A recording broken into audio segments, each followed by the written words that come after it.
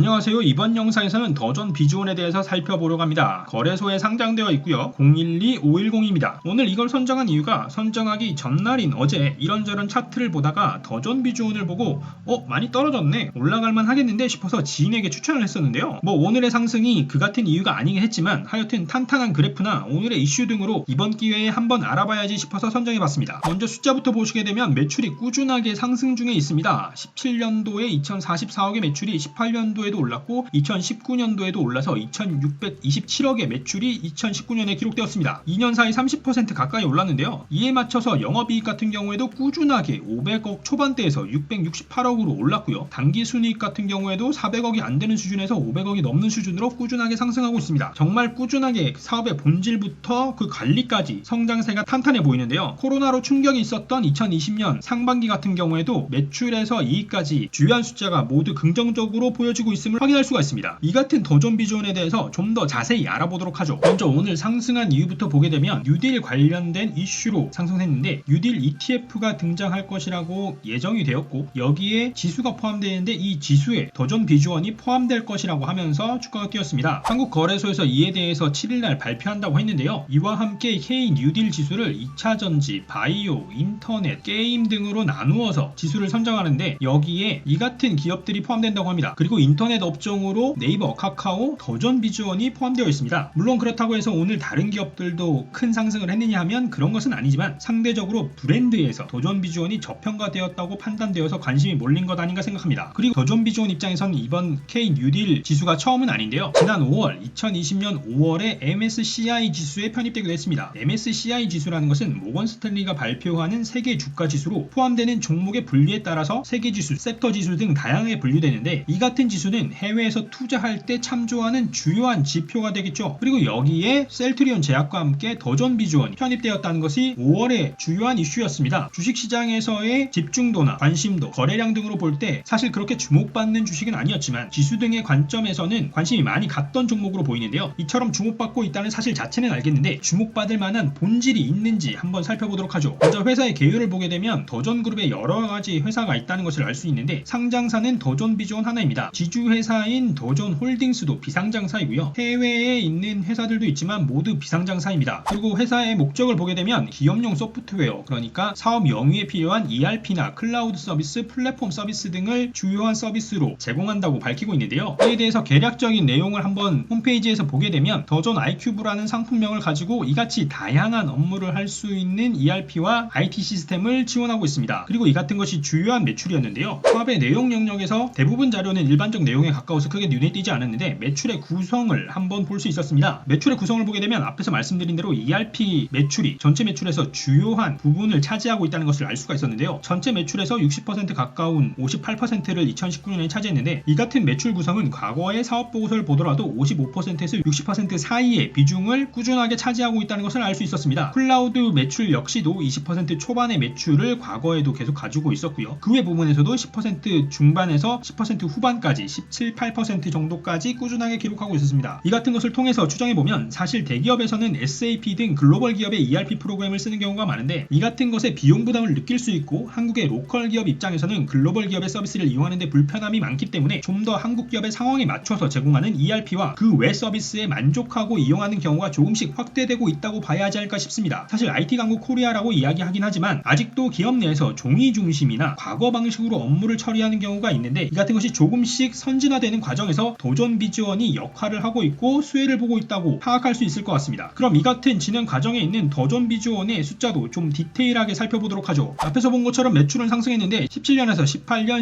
11% 상승했고 18년에서 19년 15.7%나 상승했습니다. 같은 산업에서 성장하는 것 치고는 성장세가 빨라 보이는데 여기에 원가율 자체가 좋은 것이 지속적으로 원가율이 40% 초반대의 원가율을 기록하고 있었습니다. 다만 17년에는 41%의 원가율이었지만 18년에는 44%, 19년에는 43%로 과거에 비해 조금 오른 것이 아쉽긴 하고요. 하지만 오른 비율 자체가 크진 않았기 때문에 매출의 증가에 따른 매출 총이익 증가를 막진 못했습니다. 여기에 판관비 역시도 증가하긴 했는데요. 세부 계정을 확인해보면 급여 등 인력 자원을 위한 비용이 조금 늘었고 그 외에 지급수수료나 광고 선전비 등도 조금씩 늘어나서 특정 계정이 크게 늘었다기보다는 다양한 계정이 조금씩 늘었다고 볼 수 있겠습니다. 이렇게 비용이 들긴 했지만 매출의 성장에 대한 효과로 이익은 줄어들지 않았고요. 19년 영업이익 168억 수준을 기록했습니다. 전년에 비하면 100억 이상 상승한 수준이죠. 여기에 기타 활동이나 금융 활동이 있긴 한데 꾸준하게 보더라도 30억 이상의 비용이나 수익을 넘진 않아서 전체 영업이익에 비교해봤을 때 큰 영향을 주는 수준은 아니었고요. 이에 따라서 당기순이익은 법인세를 차감하고 나서 510억의 당기순이익을 2019년에 기록하게 되었습니다. 이어서 재무상태표를 보게 되면 자산은 중가 추세에 있는데 유동자산은 19년에 18년 대비 감소했고 비유동자산이 18년 대비 19년에 크게 상승한 것을 알 수 있습니다. 일단 유동자산을 먼저 보게 되면 아무래도 유형 제품을 판매하는 것이 아니기 때문에 재고자산의 비중이 굉장히 작다는 것이 좀 눈에 띄었고요. 매출의 상승에 따라서 매출 채권 등의 계정이 늘어나고 있다는 것도 눈에 보였습니다. 하지만 이것보다 더 눈에 띄었던 것은 2019년에 비유동자산의 증가인데요. 먼저 투자부동산의 증가가 크게 눈에 띄었고요. 이와 동시에 유형자산이 크게 늘어난 것이 눈에 보였습니다. 투자부동산 같은 경우에는 43억대에서 2019년 2346억으로 50배가량 늘었고요. 이와 함께 유형자산이 늘어난 내용이 있는데 이에 관한 기사 내용을 찾을 수 있었습니다. 2019년 8월의 기사인데요. 을지로에 있는 옛날 삼성화재, 그러니까 지금으로 보자면 부영 을지 빌딩을 매입한 것입니다. 토지와 건물 등 일체에 대해서 4,500억 정도의 매입을 진행했는데요. 이게 아실만한 분들은 아실만한 위치에 있는데 롯데백화점 옆에 있는 롯데호텔이 있고 롯데호텔 건너편에 바로 이 건물이 있습니다. 이 건물 바로 앞에서 수원 등 경기도로 가는 버스가 많아서 아마 많이들 아실 수도 있을 것 같긴 한데요. 여하튼 지리적인 문제를 해소하기 위해서 해당 위치에 있는 건물을 매입하기도 했고 이와 함께 우수인재 확보를 위해서 건물을 매입했다고 밝히고 있습니다. 제가 우수인재인지는 모르겠지만 제 입장에서도 만약 회사가 이렇게 출퇴근하기 편한 위치에 있다고 하면 좀 더 편하게 생각하고 입사를 준비할 수 있을 것 같긴 합니다. 여하튼 이 같은 투자로 인해서 유형자산이 크게 늘었는데 이로 인해서 자산이 많이 늘어났었습니다. 그리고 이와 함께 부채도 많이 늘어난 것을 확인할 수가 있는데요. 아무리 매출이 잘 올란다고 하지만 한 번에 몇 천억씩 지출하기에는 힘든 부분이 있으니까 이 부분을 메우기 위해서 차입금을 좀 많이 늘리지 않았을까 싶은데 역시나 장기 차입금이 2,500억, 그러니까 전체 부채 증가분의 대부분이 장기 차입금이라는 것을 확인할 수 있습니다. 이로 인해서 기존에는 부채와 자본의 총계로 보게 되는 부채 비율이 그렇게 불안정한 수준이 아니었는데 2019년에는 100%가 넘는 부채 비율을 가지게 되었습니다. 그럼 이 같은 수준이 최근에는 어떻게 흘러가고 있는지 반기 보고서를 통해서 좀 더 확인해 보도록 하죠. 사업 보고서에 이어 재무상태표부터 보게 되면 역시나 자산은 증가했는데 유동자산은 감소하고 비유동자산은 증가했습니다. 유동자산에서는 매출채권이 꾸준하게 증가하고 있다는 것을 알 수가 있고요. 비유동자산에서는 사업 보고서와 마찬가지로 유형자산의 증가와 함께 투자부동산의 증가가 전체 증가를 견인했습니다. 이렇게 봤을 때 유동자산이 줄어들고 있는데 반해 유동부채는 늘어나고 있다는 사실을 확인할 수 있는데요. 이렇게 보게 되면 간단하게 앞뒤 잘라먹고 이야기하자면 단기적으로 갚아야 되는 돈 유동부채는 늘어나고 단기적으로 움직일 수 있는 돈 유동자산은 줄어들고 있어서 이 같은 비율로 보게 되는 유동비율의 경우 100% 미만으로 떨어진 것이 눈에 띄었습니다. 극단적인 경우로 예를 들어서 얘기하자면 유동부채가 모두 다 바로 갚아야 하는 돈이 돼버린다라고 하면 현재 유동 가능한 자산으로서 갚을 수 없는 상태라는 것이죠. 물론 과거 성장의 흐름이나 현재 산업의 현황 등을 봤을 때 앞에서 예를 든 극단적인 유동성 위기와 같은 상황이 올 것이라고 생각되지 않긴 하지만 어쨌거나 단기적 자금 흐름에는 부정적인 시그널 자체는 맞다고 보고요. 이렇게 유동부채가 늘었는데 비유동부채 역시 늘어난 것을 확인할 수가 있습니다. 그렇기 때문에 부채 비율의 경우에는 조금 더 나빠진 것을 확인할 수가 있고요. 이어서 손익을 보게 되면 매출은 증가했는데 분기의 매출 증가분만큼이나 누적의 매출도 많이 증가한 것을 확인할 수가 있습니다. 이 같은 것을 통해 추정해보면 1분기에도 매출이 많이 증가했다는 것을 알 수 있고요. 이처럼 매출이 증가한 것과 동시에 원가율도 좋아졌습니다. 분기만 보게 되면 19년 43.85%의 원가율이 20년 2분기에는 44.82%로 2020년에